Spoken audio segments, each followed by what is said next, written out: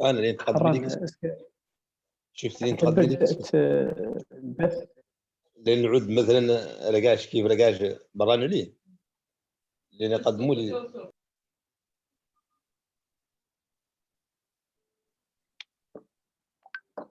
إذا بسم الله. دقيقتان أو 3 ونبدأ إن شاء الله.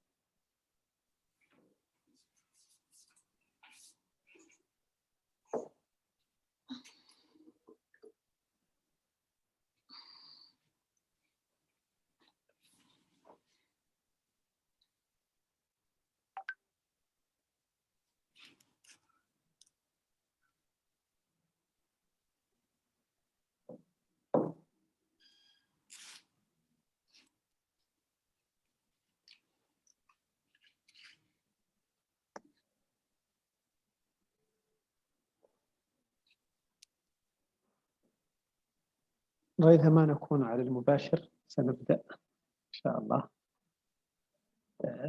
On va mélanger entre l'arabe et le français du fait que, surtout au niveau de la modération, du fait que peut-être parmi les invités qui ne comprennent pas assez le français, ou parmi d'autres qui ne peuvent pas aussi communiquer en arabe. Du coup, parmi l'échange et parmi le networking, c'est d'échanger avec des cultures différentes, avec des langues différentes. إن شاء الله لكل من الضيوف حرية الاختيار في يبدو أننا على المباشر. إذن سنبدأ إن شاء الله. مرحبا بالجميع. أتمنى إن شاء الله أن يكون هذا الأسبوع الورشات قد استفاد منه الجميع كما هو مرجو. إذا نحن اليوم في الجلسة الختامية أو النشاط الأخير في إطار أسبوع الورشات المنظم من طرف شبكة الشباب العلمي الموريتاني في إطار النشاط المشترك هو المبتكر المتوسط من أجل التضامن، وهو نشاط ممول من طرف مدعوم من طرف حوار المتوسط الحقوق والمساواة، وينظم بالتوازي في 10 دول من منطقة حوار المتوسط. نحن على مستوانا في موريتانيا، نحن كشبكة طبعا قمنا بتنظيم هذا النشاط تحت كأسبوع للورشات. قدمنا خلال هذا الأسبوع 6 ورشات عمل تمس مختلف جوانب ريادة الأعمال الاجتماعية والاقتصاد الاجتماعي والتضامني. قدمنا أيضا 3 ندوات تفاعلية عبر الأثير، طاولة مستديرة وندوتان تفاعليتان. الهدف منهم كان هو إظهار القيمة وإظهار أهمية هذا المجال، وكيف الدول على طريق النمو تستفاد منه، وكيف للشباب أن يؤطروا هذه الطاقة التي يتحلون بها في إطار مقونن وإطار اقتصاد اجتماعي. إذا نختم هذا النشاط اليوم بجلسة تفاعلية تكون مناسبة لعرض للذهاب من التنظير حول الموضوع إلى تجسيده من خلال تقديم نماذج حية كانت نموذجا في مشاريع ريادية، مشاريع اجتماعية رائدة في دول مختلفة في واقع مختلف في ظروف مختلفة، كل منهم استطاع أن يقدم نموذجا. إذن أرحب بالجميع، أرحب بالمشاهدين عبر منصة الفيسبوك، أرحب بالحاضرين عبر الزوم، أرحب بالضيوف كل باسمه وجميل واسمه. أرحب بأخي خضر من لبنان، أرحب بالأخت ذكرى من تونس، أرحب بأخي فراس من فلسطين، أرحب بالأخت ليلى من الجزائر، وأرحب بالأخوات الفضلوات من موريتانيا أمي جبريل وجيكال دياب، وأرحب بالأخ من المغرب. إذا مرحبا بالجميع، وأتمنى أن تكون إن شاء الله جلسة عند حسن ظن الجميع. Juste pour faire un petit récap en français et retourner la parole à nos invités. Donc, je dirais que la séance d'aujourd'hui, c'est la séance de clôture de l'activité semaine de workshop dans sa 3e édition qui rentre dans le cadre d'une action commune menée et portée par 31 jeunes leaders des pays du Méditerranée dans un cadre commun pour aborder une thématique commune qui est l'économie sociale et solidaire. Donc, l'activité ou l'action commune est appuyée par Dialogue for Rights and Equality et bien sûr financée par l'Union européenne. Donc, du 15 janvier au 31 janvier, 31 jeunes de 10 pays du Méditerranée, chacun dans son pays a pu essayer de mener une action commune qui portera sur la formation, sur le plaidoyer, sur la sensibilisation autour de l'économie sociale et solidaire.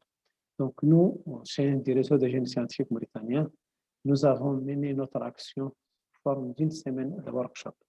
Durant cette semaine, nous avons essayé de présenter en fait à notre cher public un panel de discussion et des webinaires qui portent sur les enjeux et les perspectives et le contexte de l'économie sociale et solidaire en Mauritanie.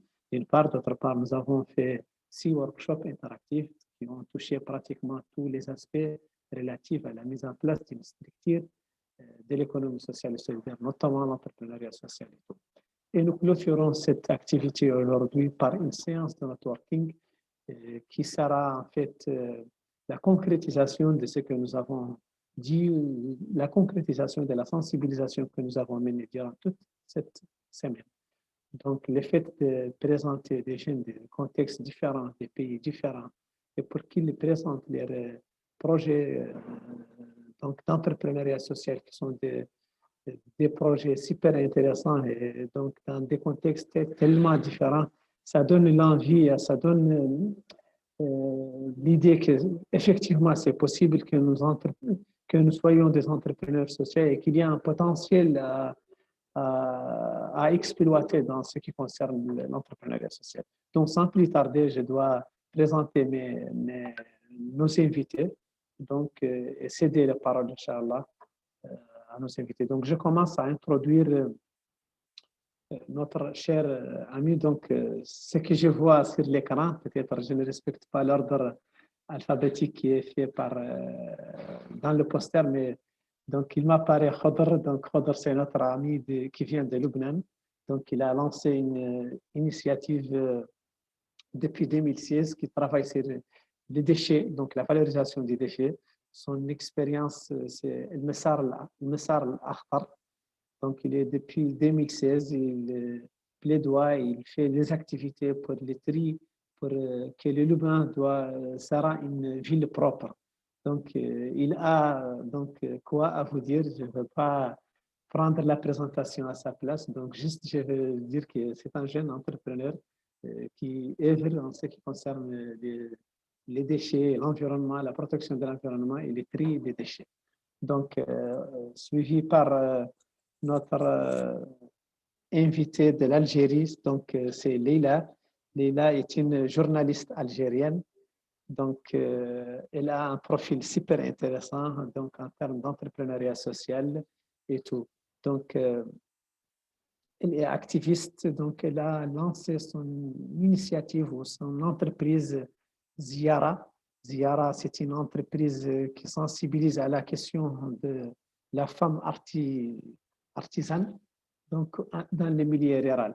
Donc, je ne veux pas dire plus parce que c'est à eux qu'ils disent ce qu'ils veulent dire sur leur projet. Juste retenez bien qu'elle est là, c'est une journaliste algérienne qui travaille sur un projet, c'est une entreprise sociale dont elle travaille avec les femmes dans les milieux ruraux pour valoriser ce qu'elles font comme activité. Donc, notre troisième invité, c'est Vikra. Donc, Vikra est une ingénieure agronome, donc activiste et intéressée par les questions du genre. Donc, d'une part, d'autre part aussi, elle est activiste et donc elle plaidoie souvent pour les questions de l'entrepreneuriat social. Donc, la Tunisie, c'est un modèle qui mérite d'être présenté parce que parmi les pays qui ont déjà élaboré une loi qui est fonctionnelle maintenant, qui gère et qui légalise l'économie sociale et solidaire dans son contexte global. Donc, de la Mauritanie aussi, nous avons Dikel Dia, qui est une entrepreneure sociale et activiste pour l'égalité du genre. Elle est fondatrice d'une association qui s'appelle AFI, une ONG qui milite contre les violences et la discrimination basé sur le genre, donc promouvoir l'éducation, la formation et l'accompagnement. Donc, un autre modèle aussi qui doit être présenté, donc c'est notre ami du Palestine, donc c'est Firas Yacoub, qui est l'un des fondateurs de Ptikar للتمكين وريادة الأعمال, donc une boîte pour l'innovation et pour l'accompagnement en entrepreneuriat social en Palestine. Donc, ils ont aussi quelque chose en Palestine qui mérite d'être partagé avec nous ici en Mauritanie. Donc, notre invité aussi de spécial qui est membre du réseau de jeunes scientifiques mauritanien, qui est l'un des produits du réseau de jeunes scientifiques mauritanien. Donc, c'est une jeune très ambitieuse. Donc, elle a lancé des initiatives qui mériteront d'être partagées. Confias et l'ILNA, elle travaille avec les femmes et pour les femmes, elle essaie de valoriser ce que font les femmes dans leur quotidien. Donc, c'est une entrepreneur sociale aussi qui a quelque chose qui mérite d'être partagé. Donc, notre dernier invité, bon, le dernier et n'est pas le dernier, donc notre ami qui nous rejoint du Maroc, donc il travaille sur les questions de protection de l'environnement, la valorisation il travaille sur les questions de carbonisation carbonique, donc comment on peut diminuer notre impact sur la déforestation en exploitant un charbon qui est un petit peu écologique. Donc, il a aussi une très belle expérience à vous partager dans ce sens. Donc, j'espère que je n'ai pas un peu pris beaucoup de temps sur les téléspectateurs parce qu'ils sont un peu pressés pour découvrir et voir ce que nos entrepreneurs vont partager avec nous. مرحبا بالجميع. Donc, Ami, tu es là, bien sûr. Ami Jibril. Oui, je suis là. Donc, on va commencer la présentation d'aujourd'hui avec notre collègue. Je vais essayer de respecter l'ordre dans les posters, donc tel qu'il est dans les posters, qui est en ordre alphabétique. Donc, si on arrive à l'un des invités ou qu'il soit absent pour le moment, on passe vers le suivant. Et comme ça. Donc, Ami, tu as maximum 10 minutes pour présenter, comme on dit, l'essentiel de ton travail, donc pour présenter ton expérience en termes d'entrepreneuriat social et les projets que tu as menés dans ce cadre. Donc, à toi la parole, Ami. D'accord. Alors, salam alaikum, je vous salue. Je suis vraiment ravie d'être parmi vous. Merci beaucoup à Hélène pour cette invitation. Donc, ça me fait vraiment plaisir d'être parmi vous aujourd'hui. Donc, je me présente, c'est Ami Jibril, je suis jeune entrepreneur mauritanienne. J'ai fondé l'ILNA et Confisa. Évoluant dans le secteur de la...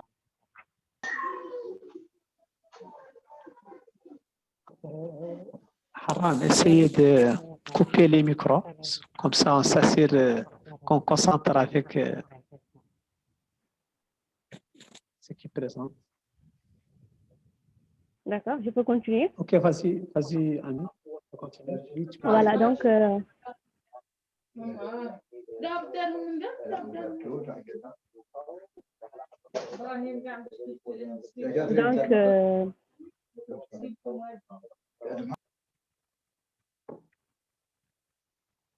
Continue. Je m'en occupe de couper les micros.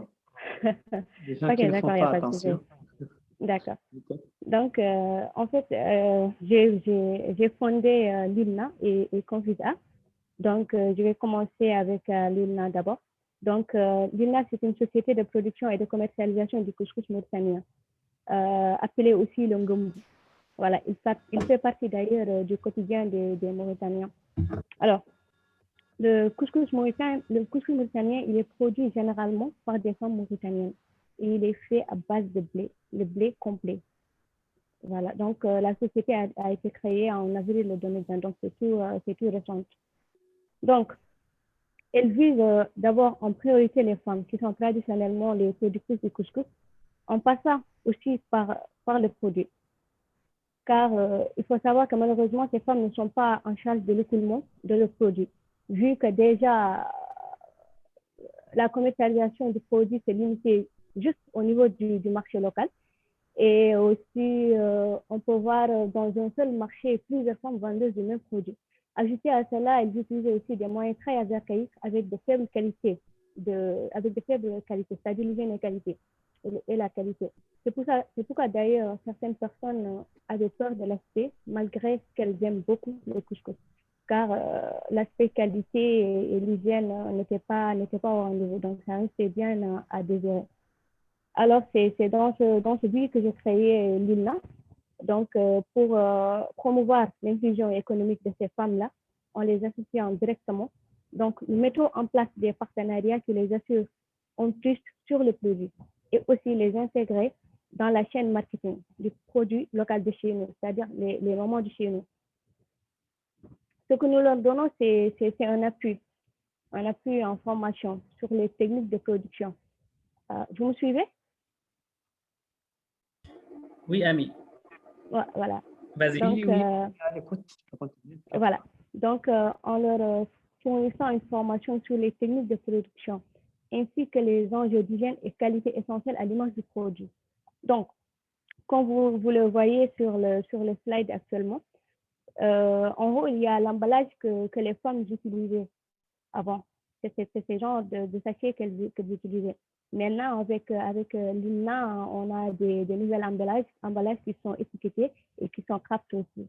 Donc, ce que je peux dire, c'est que aujourd'hui, c'est grâce à cette valeur ajoutée que les personnes qui étaient réticentes vis-à-vis du produit à cause de la qualité, aujourd'hui, elles ne sont plus, car elles commencent bien sûr à l'acheter. Donc, ce qui implique qu'il y avait un problème de qualité d'hygiène, ce qui implique qu'il y avait un problème d'image en fait du produit. Donc, voilà, elles sont réticentes vis-à-vis du produit à cause de la qualité et maintenant, elles commencent bien à l'acheter. Donc, c'est possible aussi maintenant de les commercialiser, vu que sa commercialisation s'est limitée juste au niveau du marché local. Maintenant, c'est possible de les commercialiser dans les supermarchés de la ville et même aussi l'exporter à l'échelle internationale, c'est bien possible. Donc, ça, déjà, ça implique que sa commercialisation commence à s'étendre. Donc, certaines femmes arrivent maintenant à écouler leurs marchandises plus vite grâce à ces nouvelles, grâce à la valeur ajoutée en fait au produit. Aussi, elles arrivent à gagner plus de revenus parce qu'il y a aussi des demandes. Il faut noter qu'il y a des demandes et il y a on a besoin de beaucoup de main-d'œuvre pour pouvoir produire beaucoup, car on a une très grande demande au niveau du marché aujourd'hui, au niveau aussi des supermarchés. Donc, c'est un peu grâce à ça qu'elles arrivent à gagner du revenu pour l'éducation de leurs enfants ou même souvent essayer d'apporter quelque chose dans leur famille. Vous voyez, donc, au début, nous étions que 4 femmes. Donc, c'était avec ces 4 femmes-là que j'ai travaillé. Donc, maintenant, alhamdoulilah, on arrive à travailler avec 15 femmes. Et nous espérons pouvoir aussi recruter d'autres femmes et travailler avec elles. Parce qu'aujourd'hui, je pense que l'ILNA, c'est ce qu'il veut faire. C'est-à-dire la société, ce qu'elle veut, c'est aider ces femmes-là, c'est impacter sur la vie de ces femmes-là en les aidant, en les propulsant, en leur donnant des moyens techniques pour pouvoir bien vendre leurs produits. Voilà. Est-ce que l'ILNA est l'unique produit d'AMI ou a développé un autre produit qu'elle veut présenter dans les 3 minutes qu'il reste? D'accord. Donc, ce n'est pas seulement l'ILNA. Donc, en premier lieu, j'avais déjà commencé avec Confusa, qui est une société de confiserie et de confiture à base de dattes. Donc, tout est produit local, en fait, dans tout ce que je fais. Et les dates sont près Dakar, en fait. Donc, c'est là-bas que je prends les dates et j'essaie de les transformer en confiture. Parce que souvent, ils ont un problème concernant l'écoulement de leurs dates. Donc, je les prends et je les transforme. Je fais des confitures et je fais aussi des confiseries. Bon, je ne sais pas si Réline, tu peux mettre un peu les photos. ou bien les slides. Ok, tout de suite. Oh, voilà, les slides Tout de suite, Inch'Allah. Ami, avant de passer, Oui. à Confis, je veux savoir sur l'ILNA. Est-ce que c'est Oui. ce que veut dire le mot l'ILNA? C'est le nôtre, c'est ça? Voilà, l'ILNA, ça veut dire le nôtre. C'est un mot en hassania, c'est-à-dire que c'est pour nous. Oui, oui c'est Voilà. ça.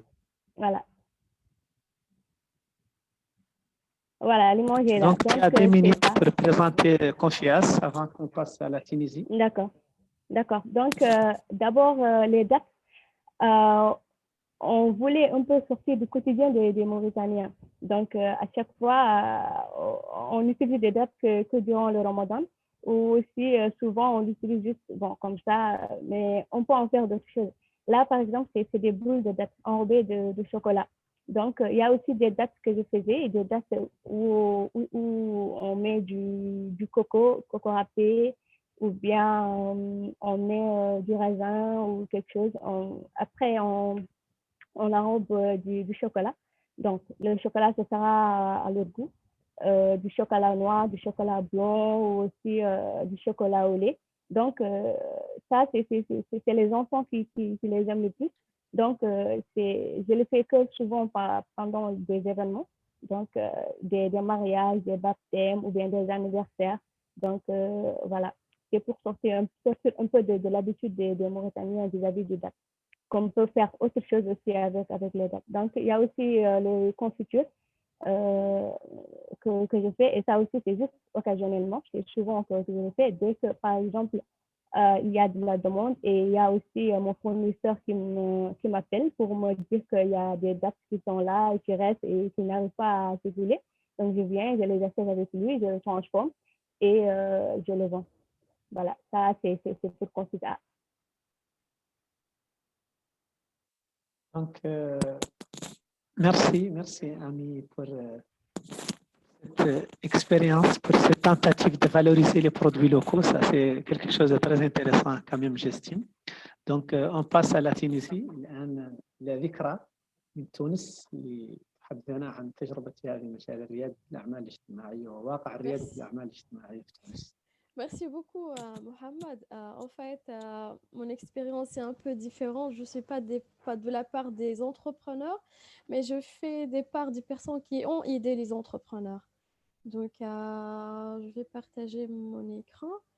Merci beaucoup pour la présentation des produits. En fait, c'est très, très intéressant de savoir sur les produits mauritaniens, surtout le couscous et les dattes. Pour moi, Qui a enregistré récemment à l'UNICEF, le couscous. Qui est déclaré heureusement. Je ne sais pas si vous voyez Oui, avec la Tunisie et le Maroc. Oui. Oui, on voit l'écran. Tu peux commencer déjà. Maghrébin. Alors, j'ai fait une petite introduction. Pour nous, ici en Tunisie, l'économie sociale et solidaire, c'est une culture de solidarité, d'entraide et de travail collectif. C'est inspiré de la culture amazigh et de l'islam. Cette tradition, c'est de Tuiza. Tuiza, s'il y a 10 personnes qui sont amazigh ici, ils peuvent dire que c'est un travail, c'est entraidé, c'est un travail collectif. Alors, de cette notion-là, nous avons commencé en Tunisie, surtout après la Révolution, dans un contexte révolutionnaire, Shurul Karama, Hurriya Wataniya et tous ces slogans qui ont été levés. Donc, on avait besoin de quelque chose pour promouvoir l'économie tunisienne et pour faire une révolution économique. Donc, il y avait tout à fait une métamorphose pour cette loi. Il y avait plein d'expériences comme elle a mentionné, donc Ami. Donc, il y a des femmes qui produisent des produits d'héritage, patrimoine et qui nous inspirent de la culture, mais avec une échelle qui est informelle et non structurée. Donc, j'avais l'occasion d'être un membre des personnes qui ont déjà fait le plaidoyer pour cette loi. Nous avons commencé par un diagnostic de l'économie sociale et solidaire dans 4 gouvernorats d'intervention dans un projet qui s'appelait Initiative d'emploi à l'économie sociale et solidaire en Tunisie. Donc, nous avons fait un diagnostic, c'est quoi l'identité, qu'est-ce qu'on veut dire par l'économie sociale et solidaire, parce qu'on ne peut pas construire à une loi qui ne présente pas la Tunisie, qui ne présente pas les Tunisiens. Et après, on a fait un storytelling, histoire et témoignage sur l'ESS en Tunisie. Il y avait des expériences qui travaillent sur les poissons, d'autres qui travaillent sur le couscous, il y en a d'autres qui travaillent sur le psissa et plein d'autres choses comme l'alpha, l'halfa. Donc, nous avons essayé à faire ça comme étant un moyen, un outil pour le plaidoyer sur l'économie sociale et solidaire. J'avais aussi l'opportunité de faire un policy paper qui s'appelait l'économie sociale et solidaire, un levier pour une révolution économique. Ça a été une présentation sur la démarche qui a été en cours pour la loi qui a été menée par l'Union tunisienne de l'UGTT, l'Union générale des travailleurs tunisiens, et qui a été présentée en 2016. Et nous avons travaillé plein d'années pour arriver à la promotion ou bien l'accord de cette loi-ci. Après, j'ai créé une association qui s'appelait Change Alliance for Development. Donc, nous avons travaillé sur la justice communautaire et le développement durable. Avec cette association, nous avons mené un projet qui s'appelait Social Entrepreneurship and Technology. Donc, nous avons voulu faire l'inclusion de la technologie dans l'entrepreneuriat social. Nous avons fait un B2B, business to business, entre des entrepreneurs sociaux des différentes régions de la Tunisie avec des start-upers qui travaillent sur la technologie, et cette touche de la technologie avec les produits et les personnes qui travaillent d'une façon artisanale et qui n'arrivent pas à faire le marketing et la commercialisation de leurs produits. Donc, nous avons voulu faire la création de cette synergie, de faire la liaison entre tout ce qui est e-commerce, la vente en ligne et les producteurs et productrices dans les régions internes de la Tunisie. Et après, c'est venu le corona et c'est apparu que le online et le marketing, c'est un outil très considérable pour faire la commercialisation. Donc, vers le 30 juin 2020, nous avons eu la loi de l'ESS en Tunisie. Et je vais faire une petite présentation de cette loi en Tunisie.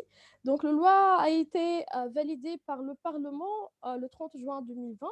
Et c'est maintenant, avec le changement de ce gouvernement-là, que nous avons eu un ministère sur l'économie sociale et solidaire et un ministre pour l'ESS. Donc, la loi a été validée, mais jusqu'à maintenant, on n'a pas encore commencé à travailler avec cette loi-ci. Donc, parmi les objectifs de cette loi-ci, c'est ni pour le profit, ni pour la charité, mais pour le service. Donc, nous avons voulu structurer l'économie informelle, atteindre la justice sociale et faire une répartition équitable des richesses. Et aussi pour satisfaire les voix qui cherchent à avoir une révolution économique, qui cherche, comme les femmes en Mauritanie et dans tous les pays de Maghreb, je crois, et les pays de région de MENA, de faire de l'économie sociale et solidaire une refuge pour gagner de l'argent et pour faire de bénéfices. Mais cette loi-ci a fait des restrictions, pas des restrictions, mais des conditions. Donc, il faut allouer 15% des bénéfices sous forme de précaution jusqu'à qu'il y avait 50% de capital. Aussi, c'est 5% des résidus au maximum pour les activités sociales, culturelles et environnementales. Donc, ce n'est pas simplement que tu vas y avoir une entreprise ou bien une entité de l'ESS, mais vous allez investir aussi pour la société, pour l'environnement et pour la culture. Pour la Tunisie, quand on fait le mapping des différentes entreprises de l'ESS, on a identifié l'entreprise ESS selon cette loi-ci, c'est toute personne morale soumise au droit pour condition de respecter les exigences de cette obtenir la marque. Donc, chaque entreprise qui va être en ESS va obtenir la marque ou bien le label entreprise de l'économie sociale et solidaire. Donc, nous avons les sociétés mutuelles des services agricoles et les femmes qui font les mêmes produits que le couscous et les dattes. Ils s'organisent dans une structure qui s'appelle SMSA ou bien dans un groupement de développement agricole et de la pêche, donc GDAP, ou bien une association coopérative. Aussi, il y a d'autres formes comme l'association de microfinance qui est soumise aux dispositions de cette loi, ou bien les entreprises d'assurance à caractère coopératif. Aussi, il y a les entreprises, les associations comme la mienne. Donc, c'est une association qui est soumise au décret de loi de 2011 et en attendant que cette loi-ci, la nouvelle loi de l'EASS, modifie et donne d'autres articles et des choses pour s'organiser en plus. Donc, ces entités-là, la Tunisie et la loi prévoyaient de faire une gouvernance de l'EASS. Donc, il va y avoir une création d'un conseil national de l'EASS sous l'égide du ministère chargé de l'EASS qui va être composé de représentants des structures publiques impliquées dans le secteur, de représentants des institutions de l'EASS, des experts indépendants et des représentants de la société civile. Donc maintenant, nous avons le ministère et en attendant que tout ça va être, Inch'Allah, on va avoir le Conseil national de l'EASS et aussi il va y avoir une commission. شكرا. Venez pour le temps, juste un petit mot. Donc, dernier mot. صار مرحبا. واصلي. C'est la Commission tunisienne pour l'EASS qui va être un organisme public et le siège va être à Tunis pour organiser les aspects administratifs et financiers. Donc, comme j'ai dit, nous avons maintenant la loi, mais nous allons militer pour que cette loi-ci va être appliquée en réalité en Tunisie. Donc, merci beaucoup. مرحبا بك ذكرى. On n'est pas avec une simple entrepreneur, mais plutôt avec une militante pour l'entrepreneuriat social et l'économie sociale et solidaire. En tout cas, c'est une expérience très riche et intéressant quand même de voir le modèle tunisien du point de vue des jeunes. Du coup, كان جد مهم مشاهدة وتقديم النموذج التونسي من وجهة نظر الشباب. إذا نشكر ذكرى والتي قدمت لنا دورها كمناضلة وكقائدة حملات المناصرة من أجل يعني تكون هناك قوانين منظمة للاقتصاد الاجتماعي والتضامني. أرحب قبل أن أتيح الكلام للضيف الموالي وأرحب بأحد رواد الأعمال الموريتانيين والذي قام بدور كبير ولا يستهان به وقام به في بعيد عن موريتانيا. ذهب بالثقافة الموريتانية وبالأطباق الموريتانية وحط رحاله في كندا ليسقي الموريتانيين والعرب من معين الحضارة الموريتانية. إذن لن تفوت فرصته حتى سنثمن هذه الحضور وسنعطيه الفرصة ليقاسمنا تجربة، ونحن جد سعداء بتواجده معنا. طبعا أتحدث عن الأخ عتيق. إذا نحن جد سعداء بتواجدك معنا في هذا البث، وسنكون سعداء أكثر إذا تفضلت بعد دقائق لنعطيك الكلمة إن شاء الله. إذا نشكرك. الآن أتيح اسمك مدام Djikel Dia en ligne ou pas encore, parce que Djikel Dia, elle a des empêchements, mais du fait que le sujet est très intéressant, elle a voulu qu'elle sera présente, mais peut-être qu'elle sera un peu en retard, mais elle nous rejoindra إن شاء الله. إذا سنتقدم إلى الجانب الآخر من البحر الأبيض المتوسط، بعيد عن الدول المغاربية نوعا ما وعن القطاع، عن الجانب الإفريقي. سنذهب إلى فلسطين، أرض المنارة والرباط، أرض الأقصى. إذن سنذهب إلى فلسطين مع الأخ ومقاول الاجتماعي صاحب المؤسس لمبادرة أو حاضنة ابتكار لريادة الأعمال الاجتماعية. إذن أتحدث طبعا عن الأخ فراس يعقوب. إذن إليك الكلام أخي فراس، تقدم لنا ما بشعبتك. مشكورا. طب تمام. مرحبا جميعا. بتمنى تكونوا سامعيني، الانترنت شوي ضعيف عندي. عادي نحن متعودون على ضعف الانترنت، لا عليك.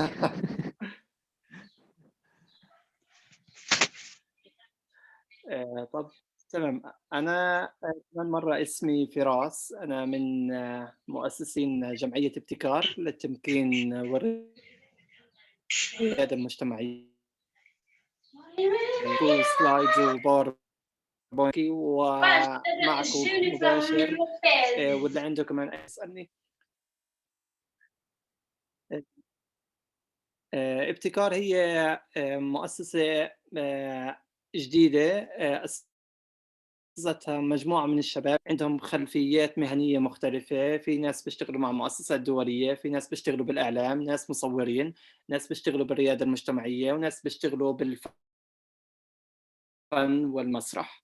ولقينا إنه كل واحد فينا بيكمل الثاني، ولقينا إنه في شيء مختلف في عنا في المجتمع، إنه في جمعيات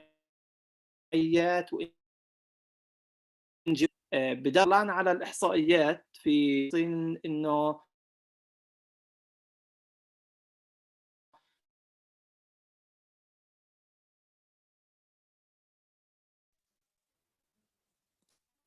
يبدو أن الإنترنت ضعيفة نوعا ما عند الأخ فراس في فلسطين.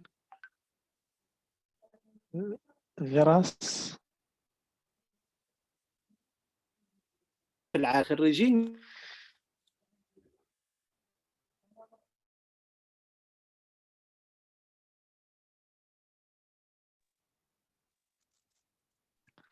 فراس، هل تسمعنا؟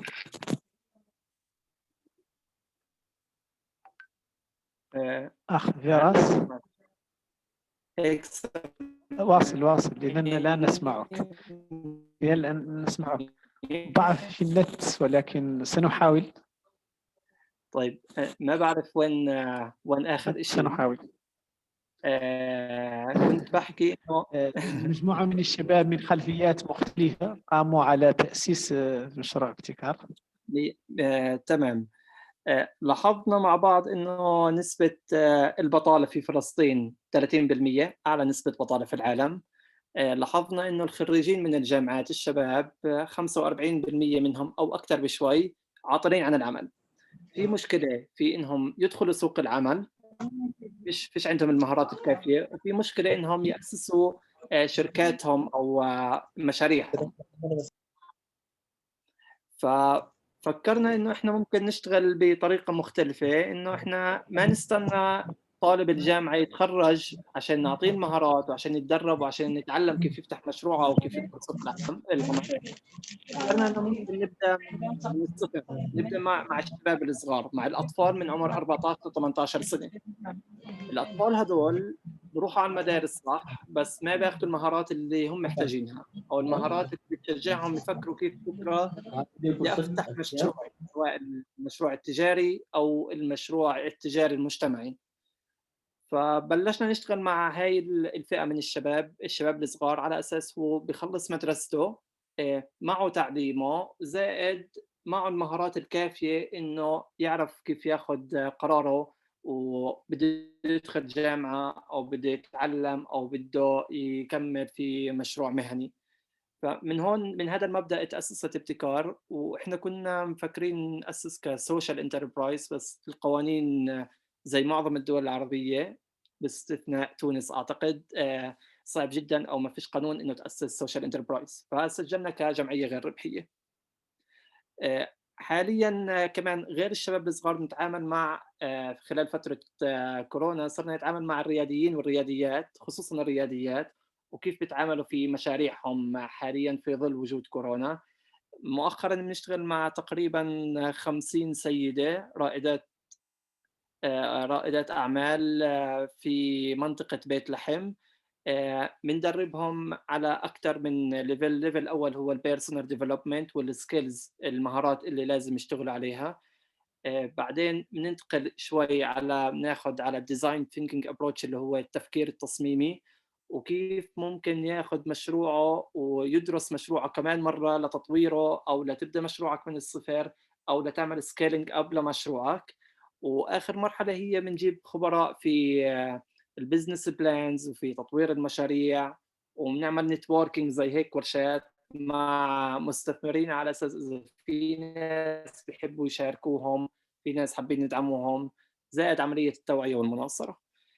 ربطنا هذا الشغل في مبادرتنا ضمن مبتكرون متوسط من اجل التضامن، وقررنا إنه ندرب السيدات الأعمال رائدات الأعمال هدول على موضوع الستوري تيلينج باستخدام طرق أغلبها تابعة للمسرح والدراما وطرق تفاعلية، وعلمناهم كيف ممكن يرووا قصتهم بهدف التسويق إلها.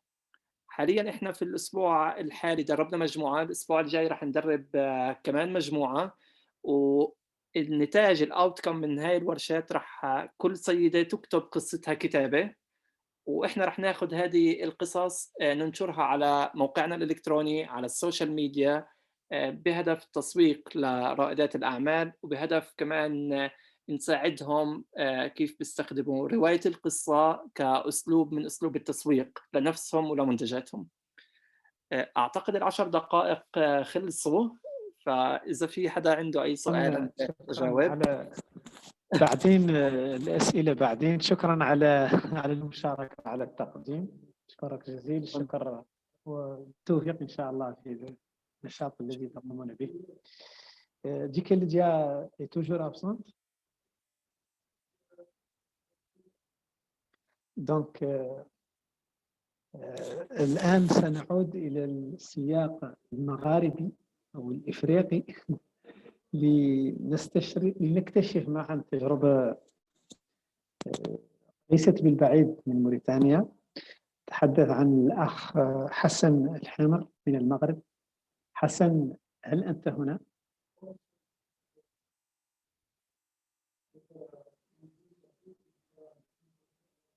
حسن؟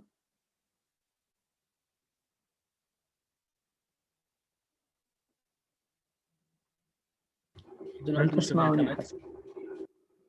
غير موجود الآن. إذا ريثما يعود حسن نرحب بالعتيق ونطلب منه فتح، نعطيه الفرصة ليحدثنا قليلا عن تجربة العتيق في كندا، كيف استطاع يذهب من أن يكون سفير للثقافة الموريتانية في كندا وللمطبخ الموريتاني في كندا.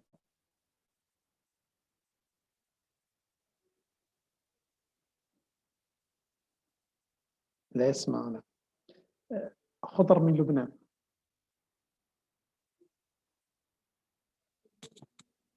الصوت مسموع. هل تسمعونني بعد؟ مساء الخير. مسموع. مرحبا بك أخي خضر. اوكي، بعمل شير سكرين بس.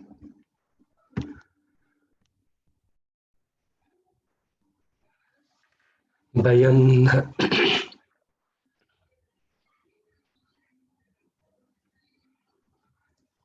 محمد مبين حران تأكد أن باين خضر يستطيع. باين. طيب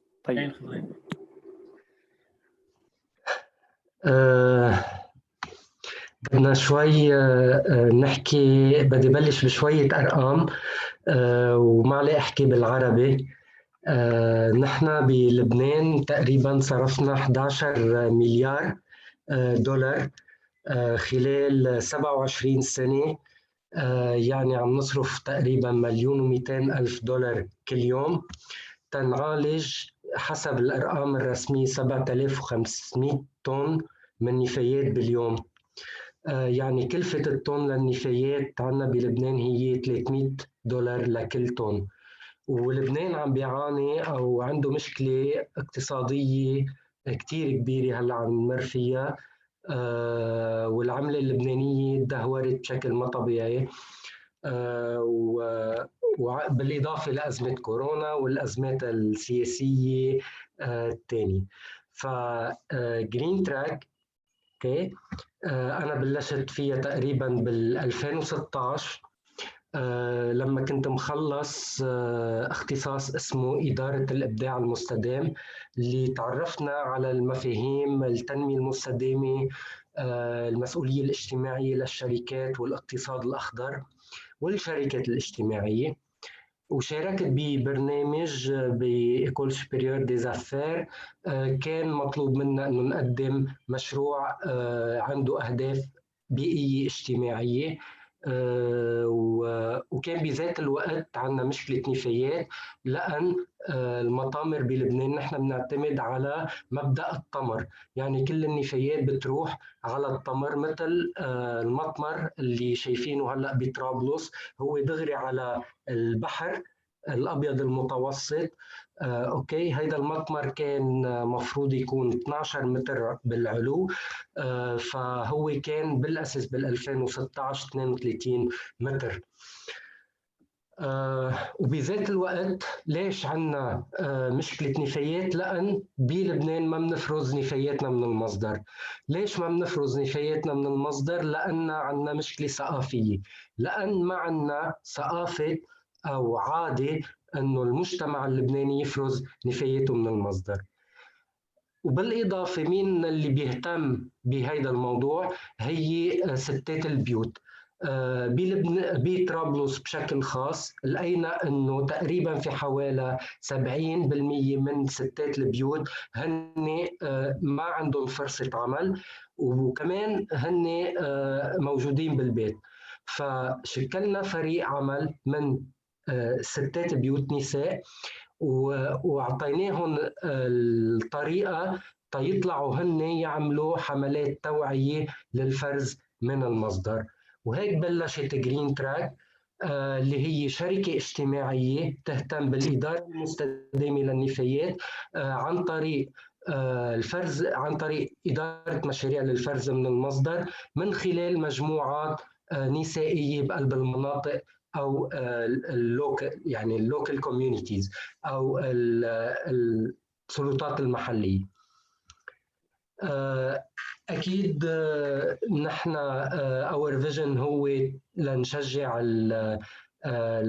الفرز من المصدر ونؤدي هذا الموضوع لأنه نطور المجتمع المحلي تبعنا ونشجع النساء على العمل بموضوع النفايات.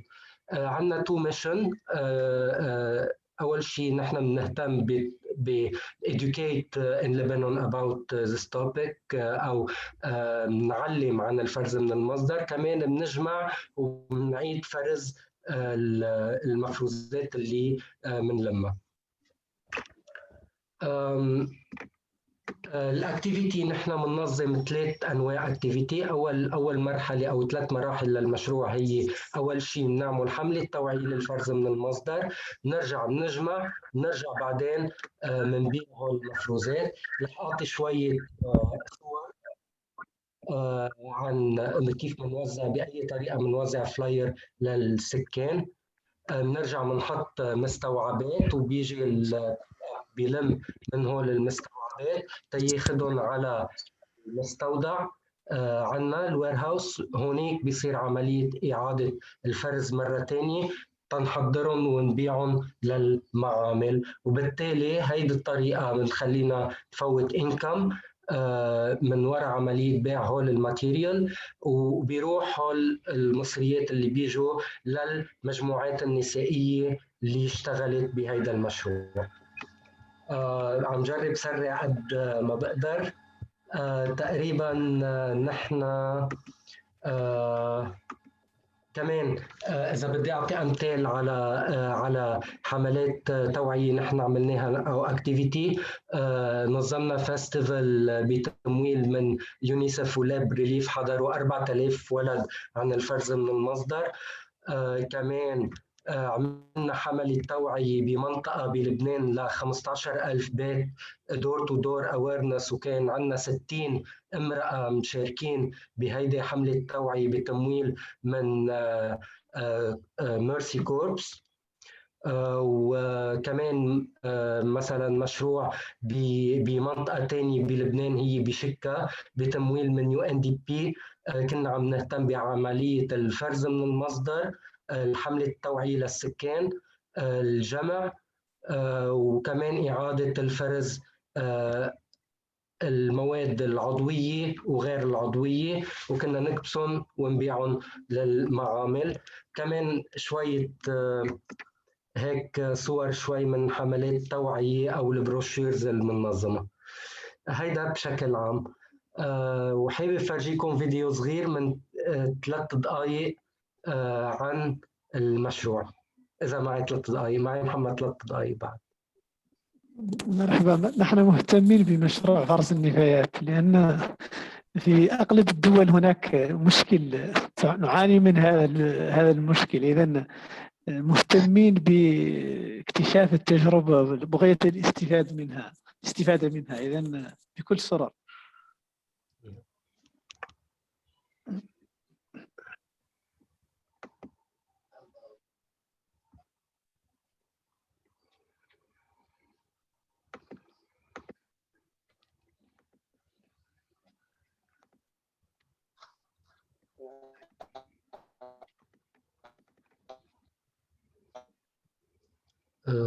بين الفيديو. باين.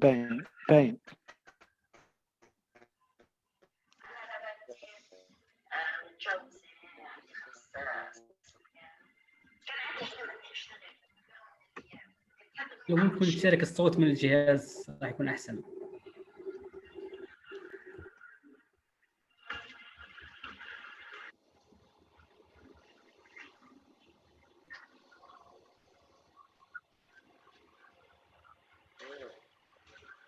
انظر إذا أمكن مشاركة الصوت الفيديو من الجهاز.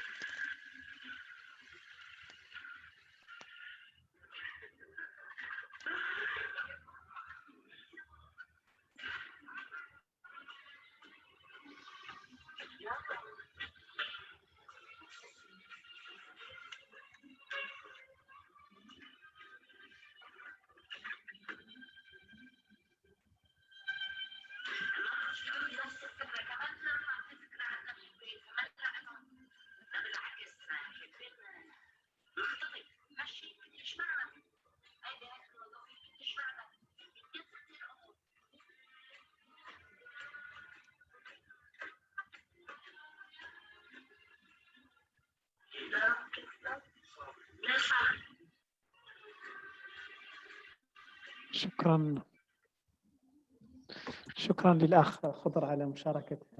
شكرا محمد. الرائدة والرائعة. كنت بس بحضورك معنا ومشاركتك معنا. كنت حابب أضيف شغلة بس إنه صح مشروع للنفايات إنما عنده الأبعاد الاجتماعية اللي هي تعزيز دور المرأة، بس كمان بذات الوقت نعمل نوع من ريكونسيلياسيون بين المناطق اللي هي كانت على وخلق فرص عمل خضراء. شكرا.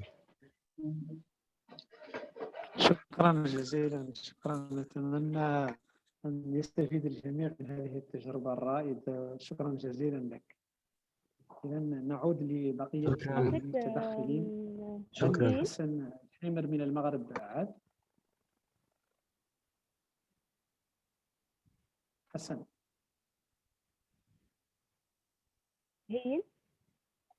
Est-ce que Mouchaïd, il est sur la recyclation des déchets, c'est ça le recyclage, il est sur ça. Oui, oui, Monsieur El-Eid, en fait, pour faire un récapitulatif sur la présentation de Monsieur El-Eid, il travaille sur le recyclage et sur le tri, mais de la ressource, de la source. Donc, il fait le triage de la source. Donc, il fait intégrer les femmes dans les chaînes de processus pour travailler le triage. Donc, c'est ça, en fait, l'idée. D'accord. Donc, Hassan, تفضل. السلام عليكم. اسمحوا لي عندي بريزونطاسيون ما كنتش عارف واش خصني ندير بريزونطاسيون، ولكن عندي وحده هنا قديمه مي بون غنبريزونطي فيها سكو جو في. هانية ماشي مشكل، مرحبا بك.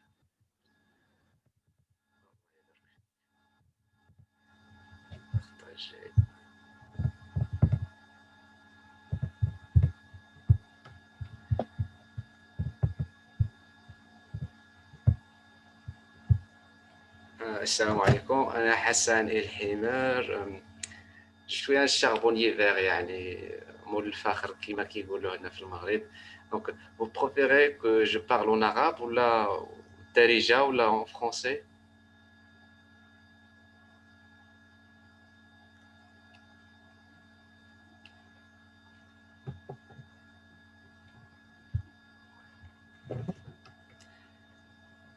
الو.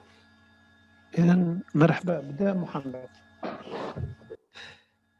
حنا كيما تحب، بغيتها عربيه سيتي في العرب سيتي في الفرنسي، يعني كيما تحب، خذ راحتك. بون حنا كنقدموا واحد السوليسيون لي شاربونيي والتعاونيات الفلاحيه اللي عندهم دي ديشي اغريكول.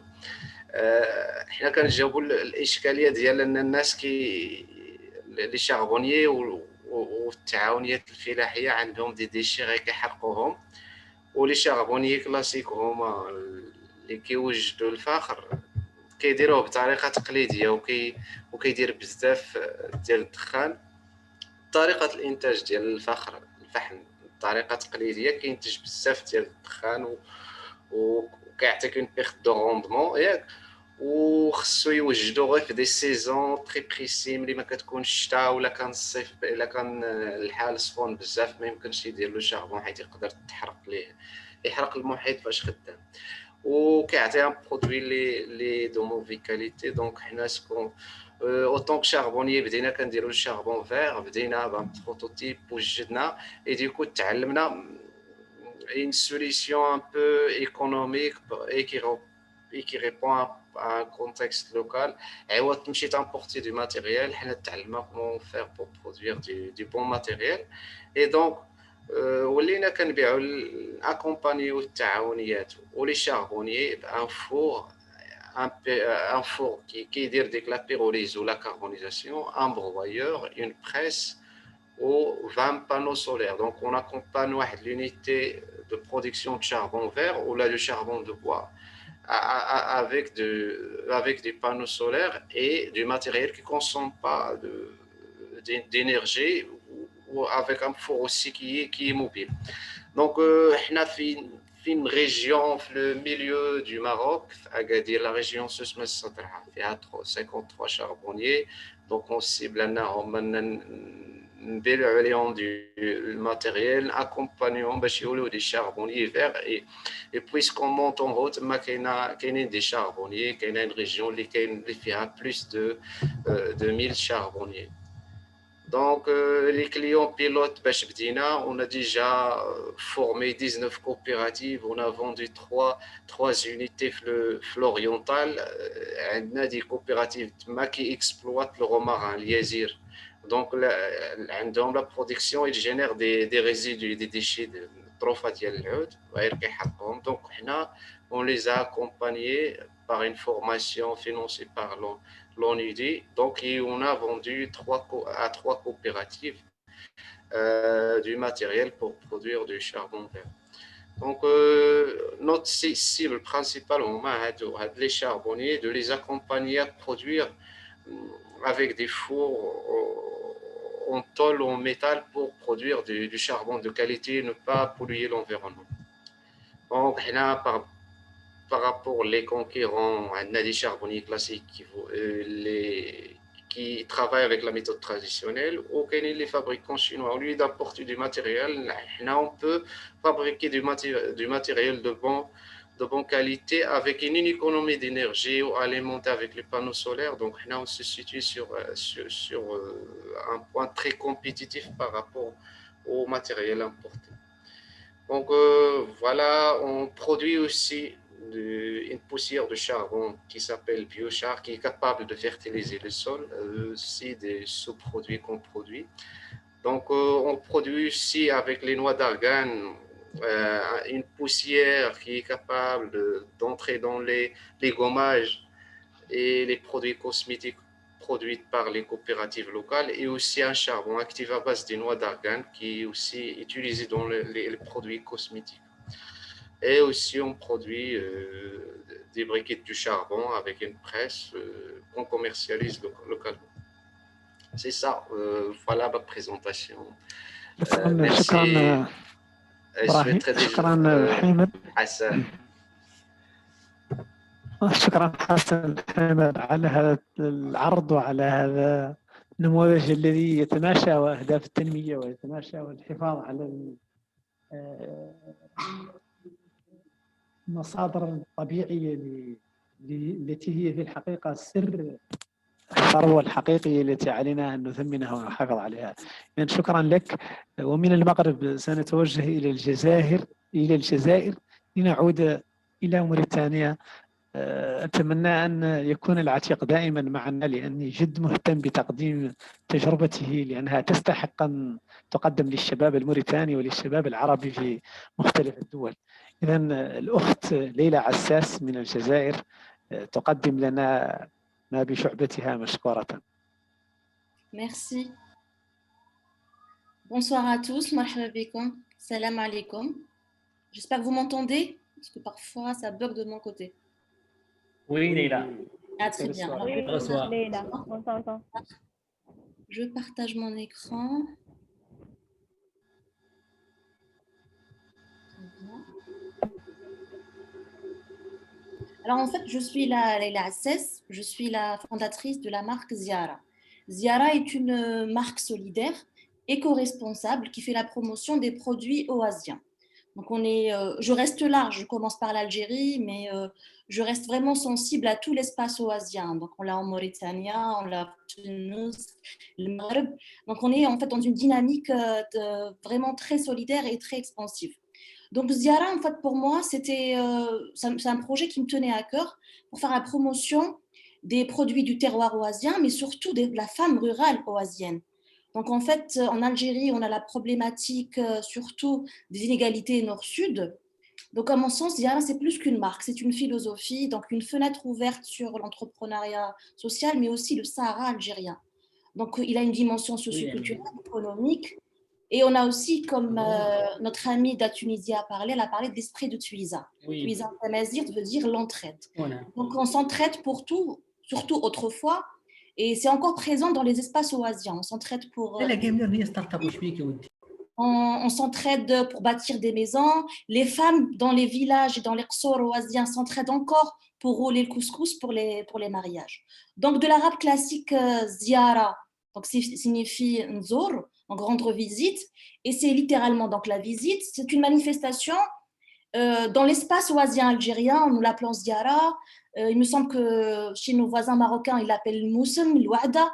En fait, c'est un peu le ESS ancestral, vernaculaire. Donc, avant que ce soit une mode ou avant qu'elle soit une dynamique gouvernementale, on a déjà une base, nous, du ESS en Afrique et je suppose au MENA aussi. Donc, et c'est intéressant parce que Ziara, c'est rendre visite, c'est honorer un saint patron, donc Wali, mais c'est surtout l'occasion de marchander, de vendre et d'acheter. Donc, parmi les ODD que Ziara met en avant, c'est l'autonomisation des femmes et des filles, l'accès à un emploi décent et la réduction des inégalités. Dans mon cas, c'est les inégalités nord-sud. Moi, ayant grandi dans une grande ville en Nord-Algérie, en arrivant dans les milieux sahariens et oasiens, je me rends compte en fait que les inégalités sont énormes, surtout en matière d'accès à un travail. Et aussi, il y a l'objectif 12 du ODD, c'est la consommation et production responsable. J'entends par là responsable parce qu'en fait, il y a un engouement et une surconsommation et un pouvoir d'achat croissant en Algérie. Et on remarque en fait qu'on est tourné vers une consommation de l'importation, que ce soit pour des produits cosmétiques, soit pour des produits alimentaires. Parmi les produits que Ziara met en avant et vend, c'est le couscous. Et c'est un couscous typique de la région de Timimoun, du Gohara, le sésame brun, des épices, et le bchna, donc c'est le millet. C'est une farine sans gluten, la mélasse de date. Je propose aussi, pardon, ça a sauté, du sel. C'est un sel non iodé, non raffiné, qu'on puise dans des caves et dans des grottes au Timimoun, de l'argile rouge de la région de Timimoun, car elle porte son nom, ça s'appelle l'oasis rouge, et plein d'autres produits. Donc, parmi les produits que je propose, c'est des produits de vannerie, des petits bijoux. Nous avons aussi l'encens, le pror, et qui ne connaît pas l'encens, je pense que c'est une caractéristique et c'est un élément qu'on retrouve partout en Afrique, dans les pays orientaux. Donc, on a ici le pror, de la vannerie et aussi l'argile rouge. C'est une argile non traitée, non raffinée, produite localement. Et surtout, ce qui est important, c'est qu'elle est produite de manière artisanale. C'est-à-dire les femmes, quand elles roulent le couscous, quand elles cassent le sel ou quand elles broient l'argile, on le fait avec aucune machine industrielle, ça ne en fait, génère aucune pollution. Elles le font toujours à la manière traditionnelle avec ce qu'on appelle chez nous rha, tessiht en tamazirt, c'est la pierre à moudre. Donc, parmi les valeurs que Ziara met en avant, c'est surtout en fait sensibiliser à la question de la femme artisane au milieu rural. Il y a le problème de l'informel qui s'y vit beaucoup, mais surtout le problème de mobilité. Donc, en fait, moi, je n'ai pas inventé un nouveau concept, j'ai juste cherché, trouvé un moyen de faire sortir ces produits-là. Le travail, le savoir-faire, il existe dans ces régions sahariennes très éloignées de la capitale. Et malheureusement, en fait, comme avait dit notre ami, me semble, de la Palestine, il a parlé du storytelling. Donc, c'est important, en fait, à travers le packaging, le storytelling et des mécanismes de vente moderne, de faire la promotion de ces produits-là. Donc là, vous me voyez à la rencontre des femmes du village d'Ethali, donc on est dans le sud algérien, avec un collectif de la capitale qui est venu me rendre visite, et en fait pour la promotion de l'agroécologie. Ce qui est assez frustrant aussi, c'était de voir que ces dames-là, c'est des amies à moi, se plaindre, nous dire que, en fait, au final, elles ont des dates et qu'elles n'arrivent pas à vendre. Il faut savoir que le problème principal dans les régions oasiennes en Algérie, c'est qu'il y a une forte mobilité des hommes. Les hommes se déplacent, donc ils ont accès à des postes administratifs, ils ont accès à des postes en fait techniques, se déplacent. Et c'est un village, en fait, c'est des villages, c'est des oasis qui sont pratiquement en fait livrés aux femmes. Ce sont nos femmes qui cultivent les jardins, qui entretiennent la tradition, et elles se retrouvent avec une surproduction parce que en fait, elles sont pratiquement toutes autosuffisantes. J'en ai fait l'expérience, j'ai vécu dans ce village-là pendant 8 ans. Elles sont autosuffisantes, mais elles nous disent qu'elles n'arrivent pas à vendre à l'extérieur. Donc, il y a ce problème de mobilité, le poids des traditions, et elles restent avec un surplus de produits. Donc, l'idée de Ziara, c'est de prendre ces produits-là, de se constituer en fait en coopérative, en association, et faire drainer les produits vers le nord. Parmi aussi les engagements de Ziara, c'est l'engagement social. Et l'engagement social, en fait, pour moi, le volet éducation, c'est le volet le plus important. Parce que là, en fait, on va raconter l'histoire. J'ai raconté l'histoire par la fin. Et moi, en fait, en arrivant dans le Sahara algérien, je suis arrivée en tant qu'institutrice. Donc, avant d'être journaliste, j'étais institutrice. Et les petits-enfants que vous voyez, c'était mes anciens élèves. Maintenant, ils sont grands. Hein, c'est des photos qui datent. Et c'est là, en fait, le projet Ziara a démarré. Il a démarré de manière officielle il y a quelques années, mais de manière très informelle. Il a démarré, en fait, depuis 2012, depuis mon arrivée dans cette oasis qui m'a adoptée. Et là, en fait, on s'est rendu compte que chaque année, avant de démarrer l'année scolaire, je devais faire des collectes, des appels aux dons pour qu'en fait, on m'envoie gracieusement des affaires scolaires, des vêtements d'hiver et tout. Et paradoxalement, puis parallèlement, je me rends compte que les femmes, elles ont un savoir-faire, il y a de la ressource naturelle. Et c'est là, en fait, que j'ai essayé d'imaginer le projet de Ziara. Il faut savoir que l'ESS n'est pas très développé en Algérie.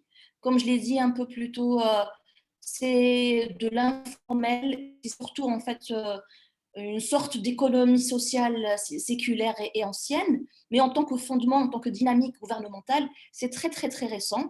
Il y a en fait depuis 2013 le Centre algérien de l'entrepreneuriat social, justement qui m'a beaucoup aidée et dont j'ai été incubée dans ce programme-là depuis 2018.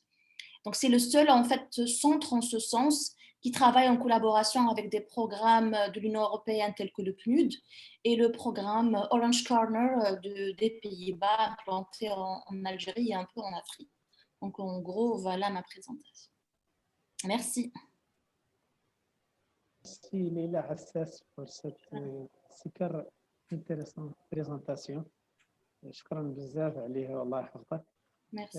Est-ce que Djiké Lydia nous a regagné ou pas encore?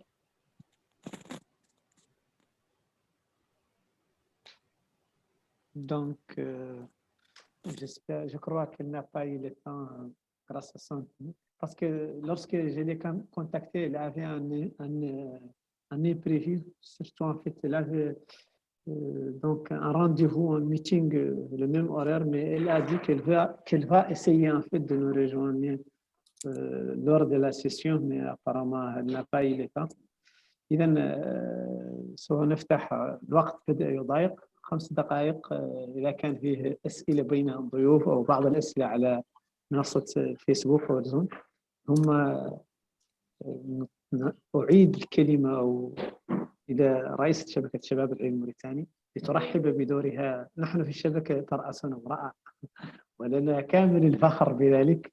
إذا لترحب هي بدورها بالضيوف pour qu'elle souhaite un mot de bienvenue et pour qu'elle annonce aussi la clôture officielle de cette semaine de workshop, de cette édition de la semaine de workshop.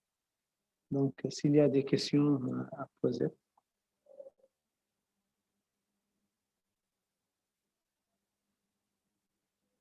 حسن عندي سؤال. هل أنت معنا دائما حسن؟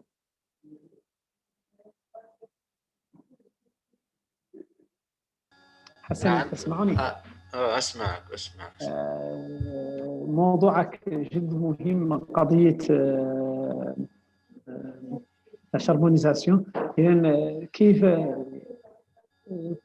comment les gens qui travaillent, c'est-à-dire de manière informelle dans ce secteur, parce que le travail dans ce secteur c'est souvent de l'informel, ça c'est connu. Donc كيف استطعت أن تقنعهم بجدوائية وأن يتعاطوا معك إيجابياً لاستخدام الحل الذي تقدمه؟ إذا دائما نجد المشاريع والسياسات الموجهة لمحاربة قطع الأشجار وموجهة لمحاربة شرب الفحم وإلى ما تجد صعوبات كبيرة جدا، خصوصا إذا كان المستهدف في أحياء بعيدة جدا. إذا لا يهمه ما للبيئة من شأن وما لغير ذلك، ما يهمه هو كيف يحصل على قوت يومي. هل تتدمر البيئة ولا تتدمر، هذا قد لا يكون شغله الشاغل. إذا كيف استطعت أن توفق بين هذه التجربة وهذا النموذج والعقلية والخلفية المجتمعية والثقافية لمن يمارسون هذا المهام؟ بالنسبة لنا احنا هنا في المغرب la carbonisation elle est contrôlée par سميتو لي واحد الانستيتيو غوفرنمونتال هما لي زوي فوري، ما يمكنش تخدم مع فوق. حنا في المغرب دابا شنو هو الحل اللي عندنا؟ هو سي انك تدخل لو برودوي سور لو مارشي، سي بوكو بليس لو روندمون.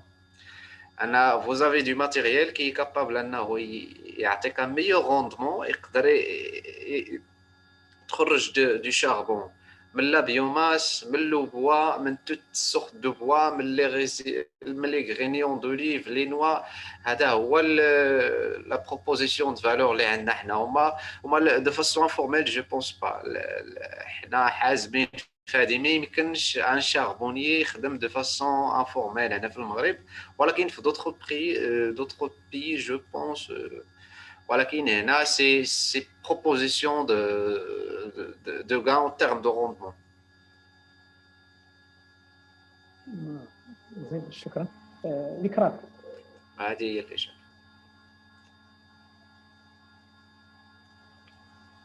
ذكرى Oui, Mohamed.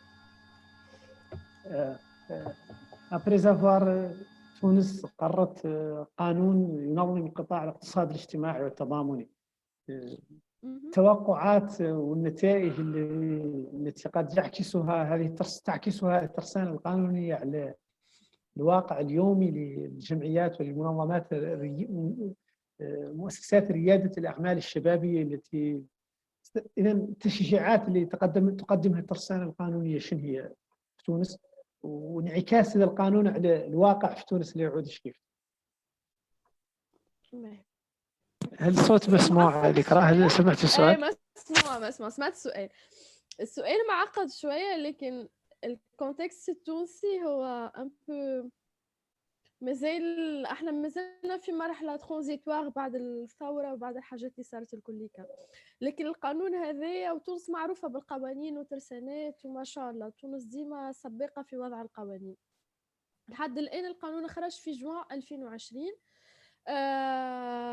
الخطوة الإيجابية اللي تنجم تقول إنه المجتمع المدني في تونس والناشطين في مجال الاقتصاد الاجتماعي والتضامني هما مازالوا وراء القانون، وراء إنه القانون يتطبق على أرض الواقع، لأنه القانون مازال ما صارش فيها فصول اللي هي تطبيقية للقانون. لكن كقانون إنه احنا الحمد لله عملنا إنجاز إنه القانون صار. تطبيقه على أرض الواقع هو أصلا يعني موجودة les différentes structures, les entités de l'économie sociale et solidaire هما existantes avant la loi. يعني la loi, il va changer un peu ou bien modérer pour être la même forme que l'ESS. Maintenant, nous avons avec le nouveau changement de gouvernemental, عندنا وزارة جديدة هي وزارة الشباب والاقتصاد الاجتماعي وزارة التشغيل والاقتصاد الاجتماعي والتضامني، اللي هي تعتبر خطوة إيجابية كي نراوها من ناحية سياسية، ومن ناحية إنه هو ممكن إنه تربط التشغيل بالاقتصاد الاجتماعي والتضامني. لكن هذا لا ينفي إنه إحنا بخلاف قانون الاقتصاد الاجتماعي والتضامني فما قانون ستارت اب اكت اللي هو قانون للستارت اب اللي هما يشتغلوا في التكنولوجي وفي الويب والحاجات هذه، اللي هو اوريدي يعني موجود على ارض الواقع، وفما يعني مؤسسات قاعده تنشط فيه. ويعني وعندنا بعد القانون فما زاد des entités qui ont été créées. دونك فما مثلا كيما النساء في القاسرين عملوا اول مجمع تضامني، اول جروبمون سوسيال اللي هو يخدم على لا فالوريزاسيون تاع الحلفه اللي المنتوج الموجود غاديكا. وهي هذه اللي قامت به هي امراه امنت بحاجه اسمها اقتصاد اجتماعي وتضامني. ونحب نختم ونقول اللي هو الاقتصاد الاجتماعي والتضامني هو ثقافه قبل ما يكون انه هو قانون والا عندك قانون باش تطبقه، هو ثقافه وممارسه. يعني التجارب اللي نجحت في تونس الاسلاميه والافريقيه الجانب التضامني اكزاكتومون. يعني احنا بعض التجارب اللي نجحت في تونس في العوامل الاخرى ونجم نقولوا عليهم منظمات اقتصاد اجتماعي وتضامني، هي ناس امنت بالفكره وامنت بثقافه الاقتصاد الاجتماعي والتضامني والصبغه الاجتماعيه والصبغه التضامنيه للمفهوم هذا. شكرا. شكرا جزيلا. اذا كان من مداخله او سؤال من الحاضرين على منصة زوم نتيح له الفرصة. Si quelqu'un veut prendre la parole pour poser une question ou pour faire un petit commentaire, donc de vous donner l'occasion ou un mot de clôture si vous voulez. Et merci aussi, si c'est possible, que nous ouvrons tous les caméras, les cams pour comprendre une photo de groupe ou une photo de famille. Peut-être il y aura des futurs partenaires entre les pays, donc des entrepreneurs sociaux qui portent une relation de partenariat. Leïla, elle est intéressée par le marché tunisien, marocain et mauritanien, donc on ne sait jamais. Mauritanien aussi. Peut-être qu'il y a des Mauritaniens qui vous suivent. Oui, bien sûr, j'ai dit Mauritanie. Peut-être qu'il y a des Mauritaniens qui vous suivent, qui sont aussi intéressés par ce que vous avez présenté. Ils cherchent comment tisser une relation de partenariat. Donc, c'est ça en fait l'objectif, de créer une telle séance de networking. C'est ça en fait. Haran, si tu peux prendre une photo, donc ça sera bien. Haran, est-ce que tu nous reçois?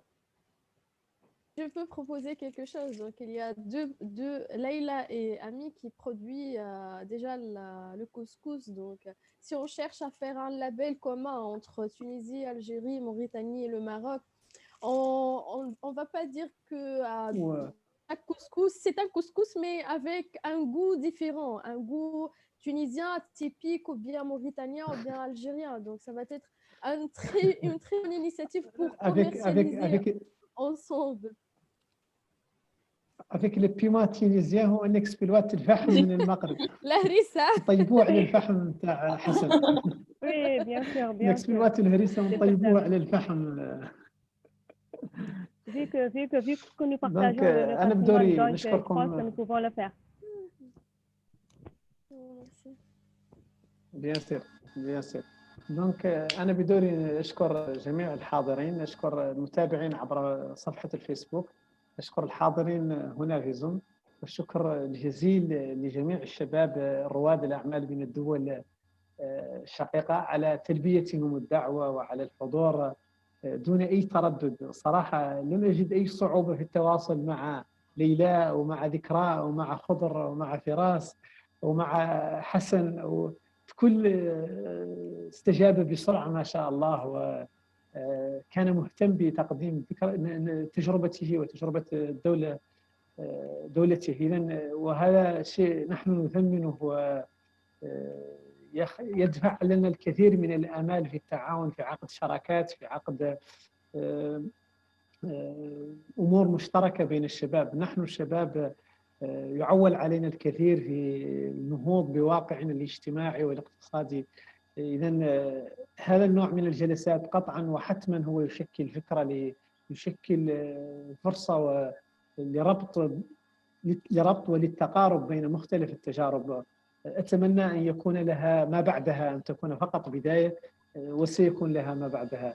إذن je tiens à remercier chaleureusement nos invités de l'Algérie, de la Tunisie, du Maroc, Palestine, Lubnan. Donc vraiment, je n'ai pas rencontré de problèmes pour communiquer, pour coordonner et planifier à cette séance de networking. Donc les jeunes étaient très collaboratifs, étaient très compréhensifs, étaient aussi motivés et intéressés à partager leur expérience.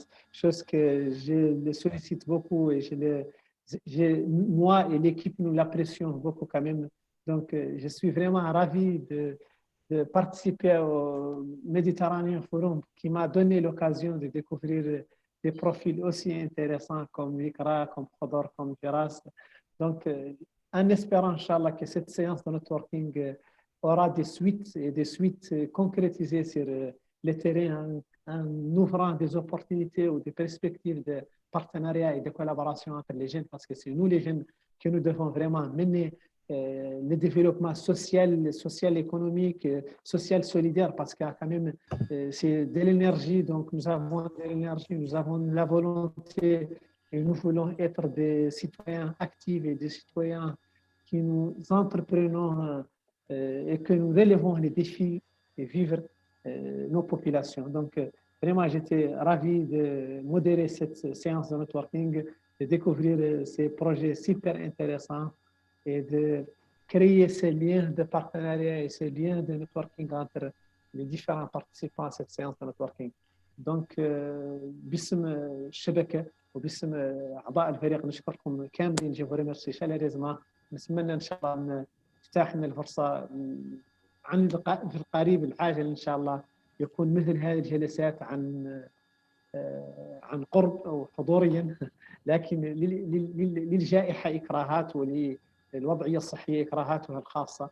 نتمنى ان نتغلب جميعا، تتغلب جميع دول العالم على الوضعيه اللي نعيشه في الوقت الحالي، وان شاء الله افاق واعده في العلاقات الثنائيه والمشتركه بين جميع الدول عن طريق الشباب ان شاء الله. اشكركم واتمنى لكم التوفيق في مشاريعكم وفي حياتكم الشخصيه والمهنيه، واعلن على بركه الله ختام هذه جلسه التشبيك، وبها نختم هذه النسخه من اسبوع ورشات العمل، وبها نختم نشاطنا في النشاط المشترك الذي مدعوم وممول من طرف الاتحاد الاوروبي ومدعوم فنيا من طرف الحوار المتوسط للحقوق والمساواه.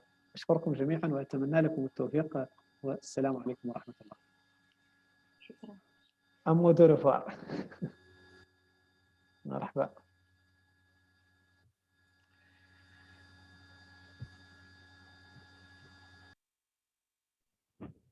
Je peux intervenir?